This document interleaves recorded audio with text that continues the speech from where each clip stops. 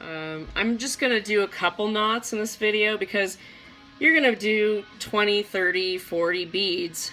You don't have to watch me knot that many beads in order to get the gist of it and get going. So the main points of knotting that I'm going to show you are how to get started, how to do the knot process, and then how to finish the knotted necklace once you're done knotting all of the beads on.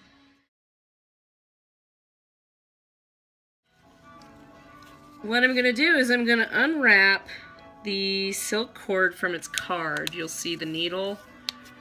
It's got a needle attached to the silk itself. So there's 6 feet on here. You just want to unravel the whole thing. Alright, after you've unraveled the silk cord, here's maybe that's a better look at the needle. After you've unraveled it, because silk it's going to stretch over time, especially in humid climates, you just want to go down the length of the cord and give it a good tug so it kind of stretches it out. It's like a pre-stretch, you know, like when you have a pair of jeans, you don't want to wear stiff jeans. You want to pre-wash them, or, you know, let's not acid wash them, but you know what I mean. You want them relaxed. You don't want all that tenseness in it. So you just kind of go down the length of the cord and you pull the tension out of it, and that'll help keep it in good condition. It'll straighten out those bends because of the card. So there we are. And then when you get to the end, you're going to just tie a double knot at the end.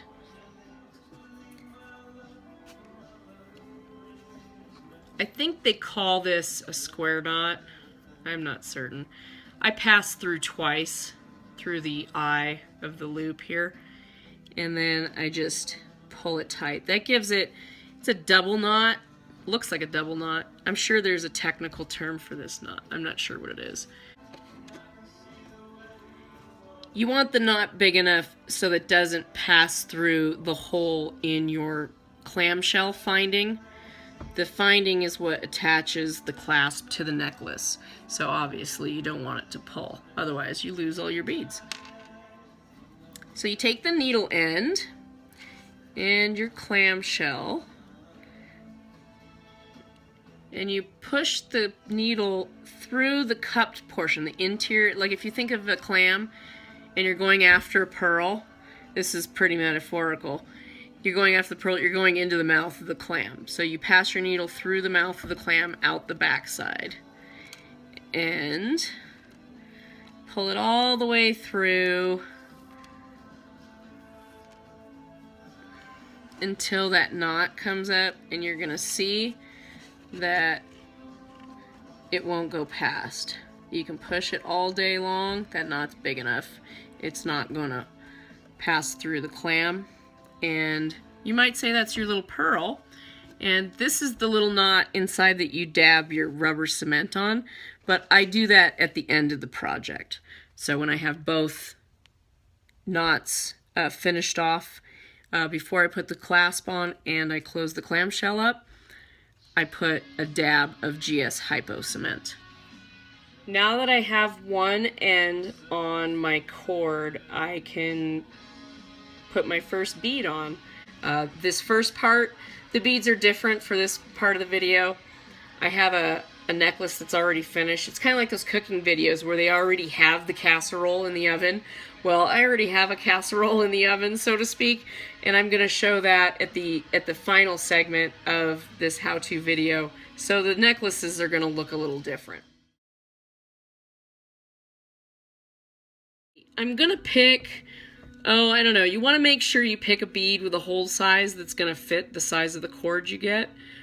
And I'm going to start with maybe one of these little ones. These are little Amazonite beads that I've had.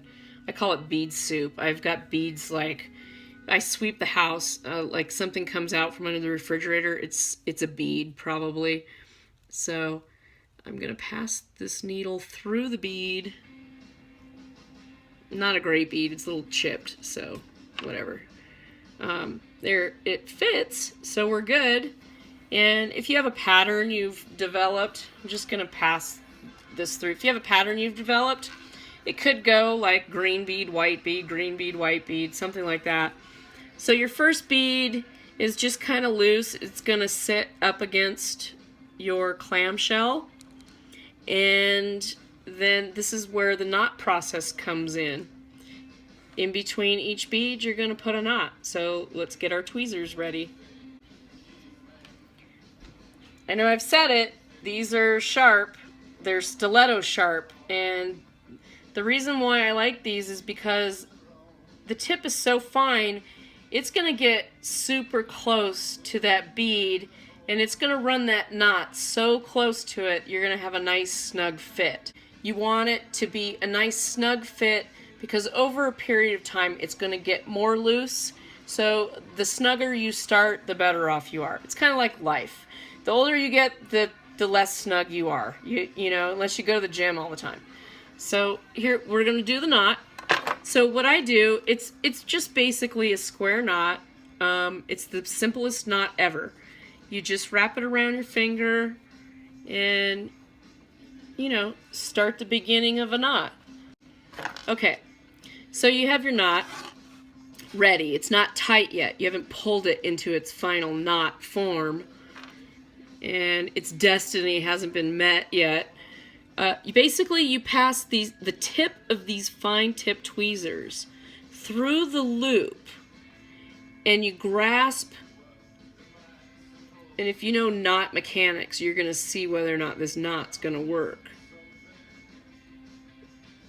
You just pinch down on the top of the bead, okay? And then you take the other end of the knot, because each knot has two ends,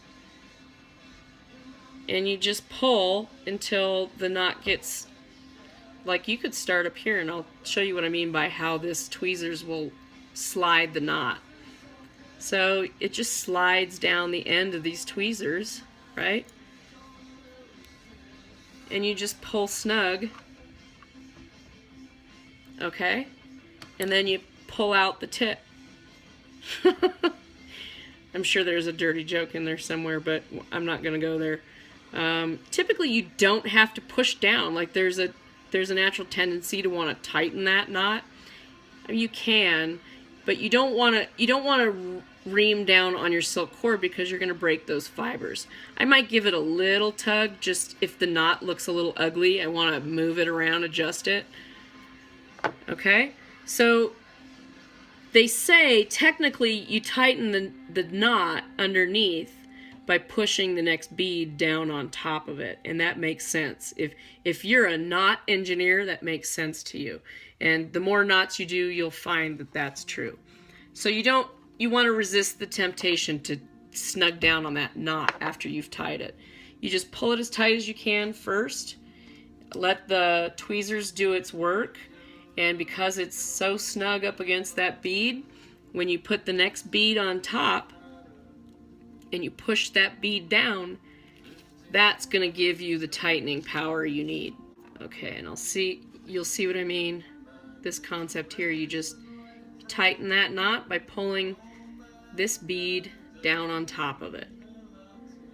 You aren't using the tweezers, it's not going to hurt your silk cord. This is metal, this is silk. You don't want to poke this through your silk kimono.